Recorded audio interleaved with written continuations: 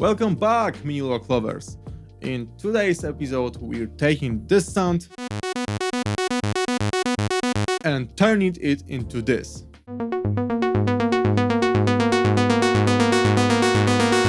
My name is Kamil and you're watching Noise Harmony. Today I show you how to use the most important and some slightly hidden parameters in the Korg Minilogue XD to turn a static, sample-like sound into something that actually reacts to how you play, feels alive and behaves more like a real instrument. Let's go! We'll keep oscillator 1 on a saw wave. I want you to clearly hear what each step is doing.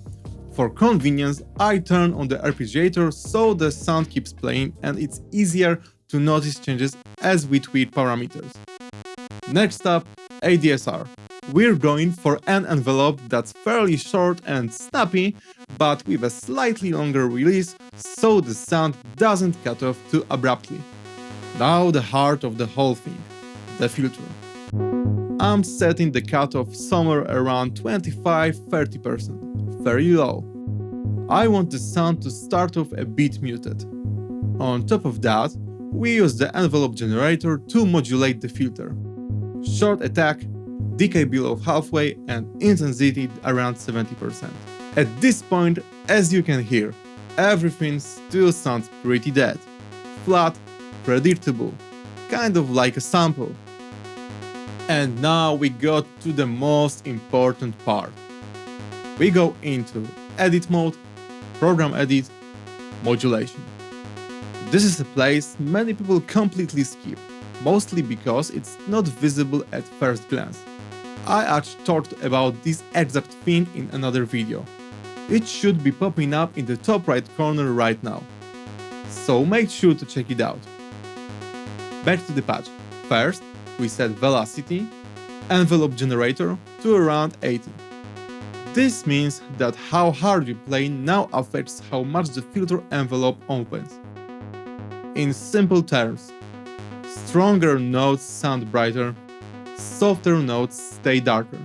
Next, we set velocity, amp, to about 46. This controls how velocity affects volume. Louder hits are slightly louder, softer hits are quieter. Just like on a real piano. This is the exact moment when the Minilogue stops reacting only to what notes you play and starts reacting to how you play them.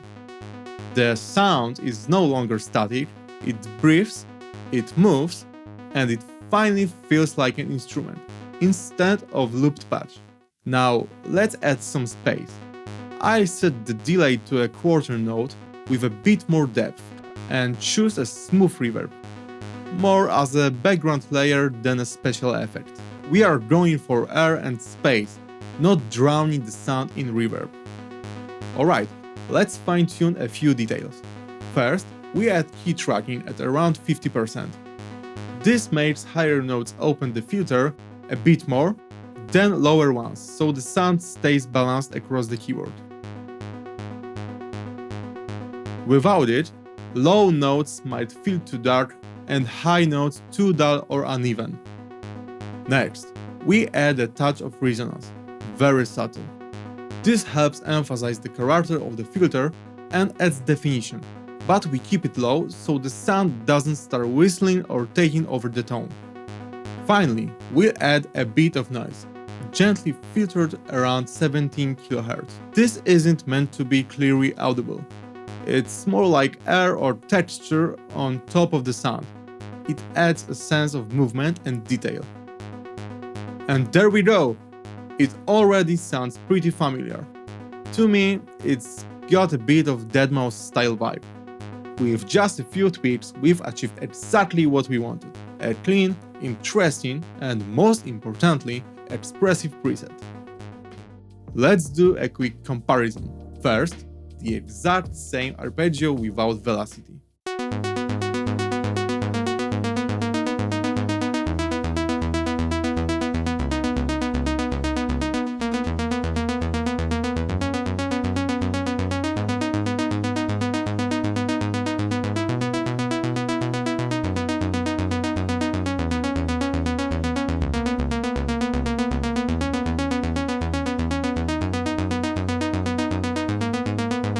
And now the same thing with velocity.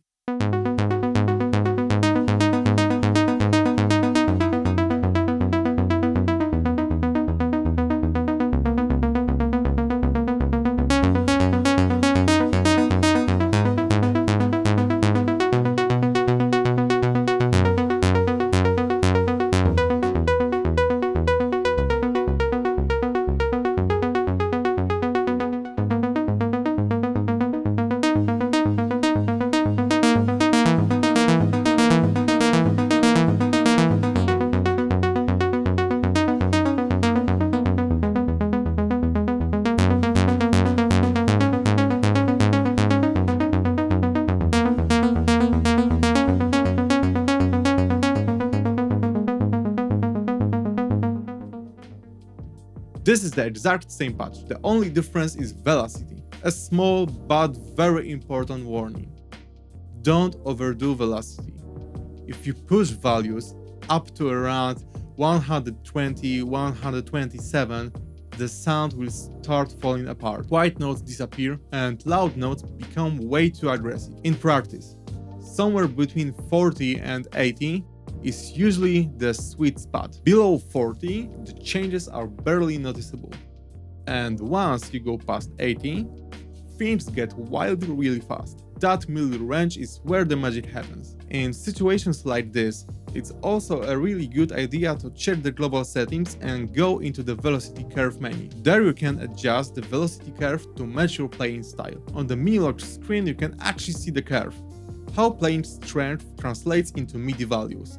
This is helpful because sometimes the issue isn't the preset at all, but the velocity curve just doesn't match your fingers or your external MIDI controller if you're using one. Right now, I'm showing you exactly how that curve looks on screen and what value ranges it covers.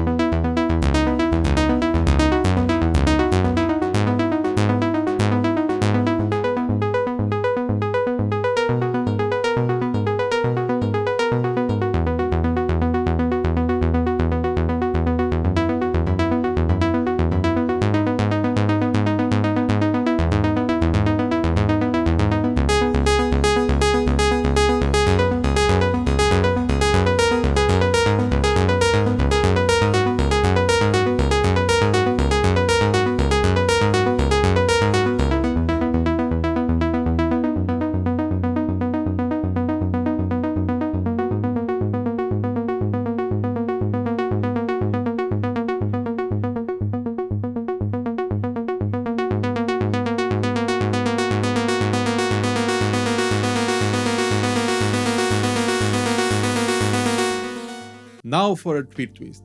Let's quickly turn this ARP into a key sound, just for a change of vibe. We turn off the arpeggiator, slightly adjust the ADSR,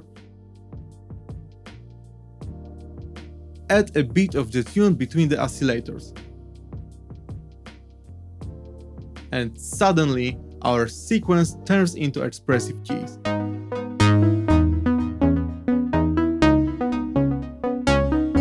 Finally, we add an LFO in one-shot mode, very gently on pitch.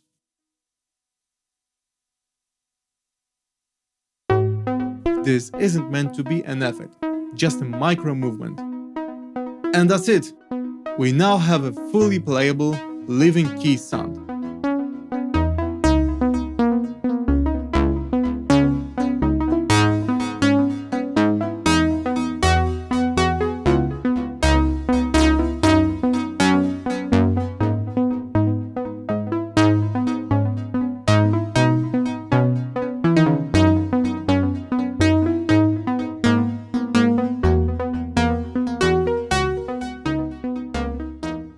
If I had to leave you with one takeaway, it will be this. Expression on the Minilogue XD starts with a well-set envelope generator, sensible velocity values on EG and amp, and a properly adjusted velocity curve in the global settings. These three things together can completely transform the character of the sound. That's it for today. You can download today's preset for free from noiseharmony.com.